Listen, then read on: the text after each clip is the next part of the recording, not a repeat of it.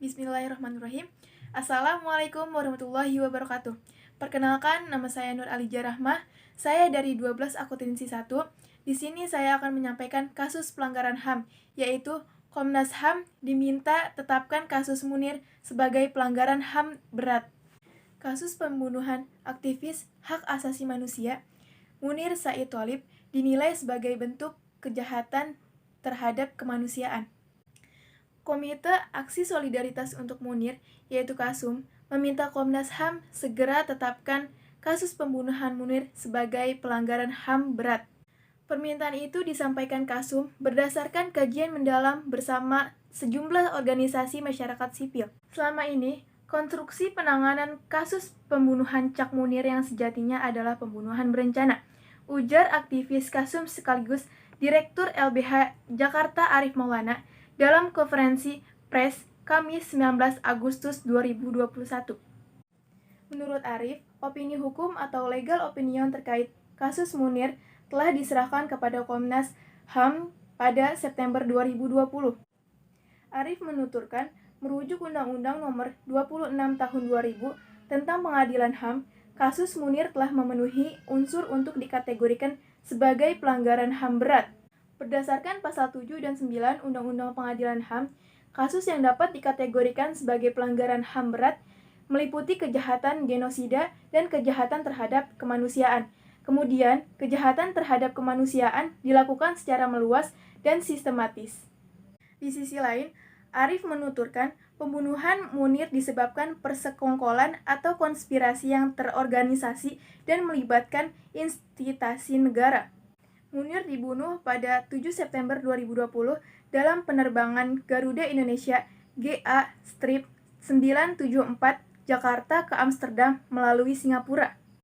Pemberitaan harian Kompas 8 September 2004 menyebutkan Munir meninggal sekitar 2 jam sebelum pesawat mendarat di Bandara Schiphol, Amsterdam, Belanda pada pukul 8:10 waktu setempat. Hasil autopsi menunjukkan adanya senyawa arsenik dalam tubuh mantan Ketua Dewan Pengurus Komisi untuk Orang Hilang dan korban tindak kekerasan itu. Proses hukum terhadap orang yang dianggap terlibat dalam pembunuhan Munir telah dilakukan. Pengadilan telah menjatuhkan vonis 14 tahun penjara kepada Polikarpus Budihari Prianto yang merupakan pilot Garuda Indonesia.